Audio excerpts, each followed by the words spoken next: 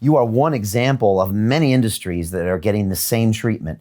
And like you said, it is crazy that some guys up in Liverpool had to feed back the data that was probably collected somewhere in London back to the Parliament in London, and then force them after many tries to make an intelligent science-based decision.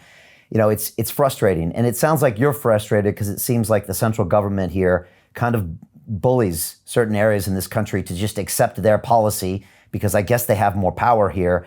And we're seeing the same feelings, I think, in Manchester.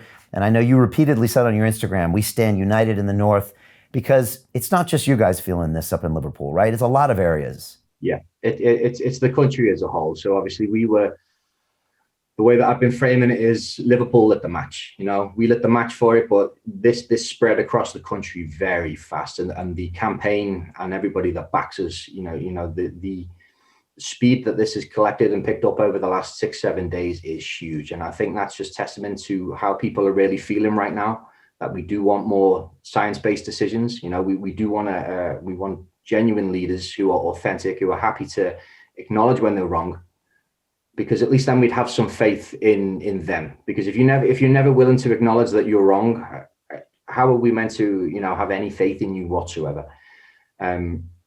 And with our local leaders, they also come under a lot of fire now.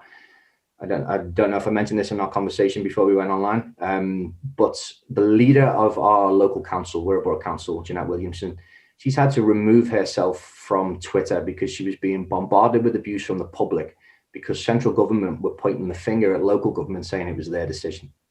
So she's now had her mental health jeopardized and absolutely crippled with abuse online because central government aren't willing to admit that it was their error.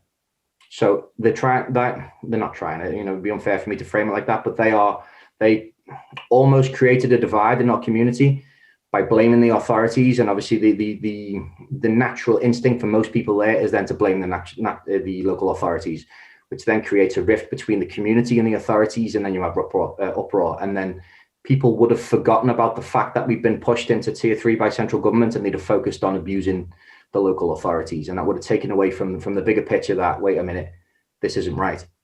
So, we really tried, all of us gyms who stood together, we really tried to reiterate the point that we stand with our police. And we know this for a fact. We've had this from 22, 23 different patrols of police who stand with us. Don't get me wrong. Nobody endorses breaking the law, but they know that the legislation was unjust, and they know that it was due to change, and we respect that they had a job to do.